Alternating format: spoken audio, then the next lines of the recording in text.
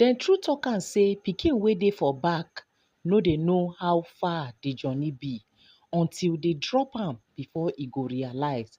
But by den, e don already too late because e go don waka go far. My beautiful and amazing people, where una dey? Make una come out oh, make una come hear another ogbonge one. This one na between Chika Ike and Ned Nwoko. The same thing wey e dey do to Regina Daniel, omo, e don carry am come Chika Ike side oh. Now Chika Ike don know the kind person wey im be. She bursts out in tears that she is not okay, saying that Ipa has eaten more than he can chew. Wetin cause dis wahala wey dey on ground? My people, make una draw una chair with chill water and popcorn, make una come hear matter. Una know say Ipa even confirm am that time when him and Regina Daniel drama start, that he practically told Regina Daniel say e no go dey fund her lifestyle again if she no change from her attitude, meaning im dey use im own money, dey use am dey buga for her. Imagine when somebody say e no go fund your lifestyle again and na your wife, and you know say she get needs, she get some necessary things wey she suppose buy for herself, how she go take dey maintain herself, how she go take dey do things as a celebrity wey she be, couple with the fact say she's a senator's wife. You come talk say you dey withhold all those amenities all because of say she no wan hear your word. Na the same thing now e don carry come where Chika Ike dey. Now Chika Ike own is not even about the money because she get her own money too. If Ipa no gree give her, she no marry am na, she dey outside, she know her way, she know how she go take get money. But the one wey Ipa do now, e really pain Chika Ike to her bone marrow, allegedly according to the story, that e pain her to the extent where she have to go report Ipa to im sister Aunty Ada. Wetin dey say e happen na I carry come for una so. Una know say Chika Ike dey into decoration, like she dey into homes. If you give her your house, she go change your everything about your house depending on wetin you want make she attend to. Na her work be that. That is what she do, couple with acting and to dey shoot her movies and all. So she no dey use that one dey play. She dey even dey advertise am say make you give her your home, make she change am, make you see. Now, as they get misunderstanding along the line with Ipa over this Regina Daniel case of say she go carry Regina Daniel intellectual property without her consent, wey Ipa come stand for Regina instead of her, wey they come get misunderstanding. Omo, na Ipa show her in true color say him e remain Ipa, in strategies, how im dey take deal with women, na more or less the same thing. E go mostly use wetin e know say you like well well, wetin e know say if e use hold you, you no go know how you go do but to return, na im go take hold you.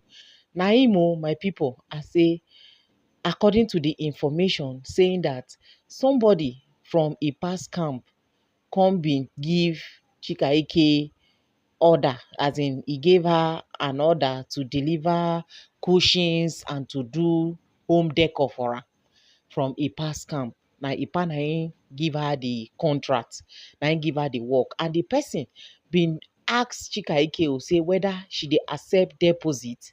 She come talk say since it's from Ipa's end, she no need deposit based on say na the man na from Ipa. She no talk say if she don deliver, she don do everything finish, they go give her her money, so make e no worry. Now as they come get misunderstanding, she don already start the work, dey do her thing dey go. She no mind based on say, you know say when person don already give you contract or something, and no be say na something wey you go deliver now collect your money.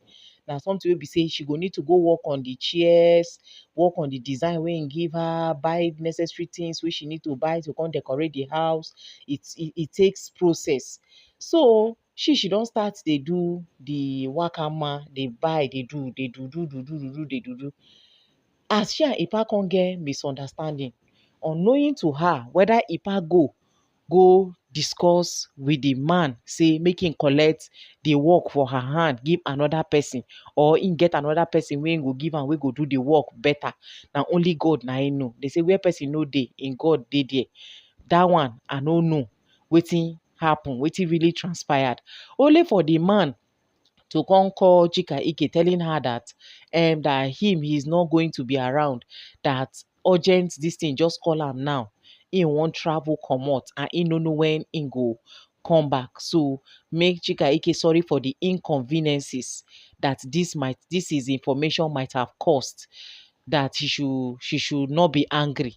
Na im Chika Ike say but she don already buy virtually most of the things, and even the chairs, the designs wey im say im want sef, dem no even get the design patterns for Nigeria here. She need to order am, and they just dey say they go bring am, but e never even land, based on say no be Naija something. So now if dem come bring am come, all those things wey she don buy, how she go come take do with dem? No be say because everybody get wetin im want for im house, and as na her work, everybody get im design, they get their patterns, they get everything wey dem wan do professionally. That is how she works. Now when you come talk say you dey travel, you will not be around, who will now pay for the things I've done with my own money? Na im the man say he no know wetin im go do o. Im no go dey around, and im no go come say by fire by force she go come, because the way im dey see am, e no see am like say im go come back now. So automatically, even if she repair the place, if he say okay make she go ahead, he doesn't know when he is coming back. So there's no need even starting what they cannot finish. Na im dey say Chika Ike say she no gree o. She no gree at all. Say he must send her money wey she don already spend do the work. Na im the man call o. Na im Chika come bounce on Ipa's head. She call Ipa, Ipa no pick. Na im she come go meet Ipa sister wey dem dey call Aunty Ada. Come explain to her say see o, Ipa carry client come give me say make I do work for am, of which we don dey do the work dey go. We never finish, and na because of this same Ipa, because Ipa give me hint say the man get money well well, no be man wey go fail am or anything. Say make e even do am professionally, charge the man, but make e no even bother to collect money or anyhow wey she wan do am, but make she no put money as central of the matter, so that the person no go come dey see am like maybe trust no dey there or something. She too, she accept and say after all, she too, she dey do work for person without payment. Say if she finish, the person like am, e go give her her money. So no be even that one be the major problem. Say she now, she don do work finish, she don already dey source for the work, buy the materials finish, do everything, wan start dey plan on how they go decorate the room. She just dey wait make the material for the chair come, make dem do the chair, so that she go now carry the chair there, do the decoration wey she got to do. Just for the man to now call her say in dey travel, in dey comot, this that, he no go dey around. She explain everything to Aunty Ada. Come say she no go gree o, because she call the man. The man now come dey give her story. Who go pay? The man call, he no gree answer, and na Ipa carry am come. Maybe because of say she and Ipa dem get misunderstanding. Is that now reason why he will now go and tell the man that he should not do the work with her again? Na Ada come say, are you there? Did you know if he actually told the man not to work again with you? This one is just like an allegation. She say she dey very sure she know am, because the man, why him be no talk since, na now wey be say they don get misunderstanding. For the fact say the man sef refuse to give her anything, shows that he and Ipa they don talk. You see that strategy wey Regina Daniel talk, you know say when she come talk am, we dey see am like na small pikin dey worry her, she no get sense, she dey take druggy, she no know wetin she dey talk. Whereas that girl knows what she was saying. When she talk am say Ipa go always look for a way to hold you to ransom, so that by the time when you look left, look right, you see say nobody dey for you, you no go get option but to return back to am. But this time around, he has failed woefully, that she's not going back anywhere. The same thing now happen. Una don get misunderstanding, e don run go tell person wey you give am for work say make he no give her the work again, make he no pay, make he look for someone else, knowing fully well that her money has gone down for it. Now who will now pay? So that by the time wey the back and forth now, she go back to Ipa now go come use that one, or that they go take use and come back, or one thing. The same thing now Ipa has finally happened to Chika Ike. Even she, her eye first blow. She no ever believe. So when she don't tell Auntie Ada finish, now Auntie Ada come tell her say, say she go talk to Ipa. But she no wan believe say Ipa go get mind to tell that person say make e no pay her. For what reasons?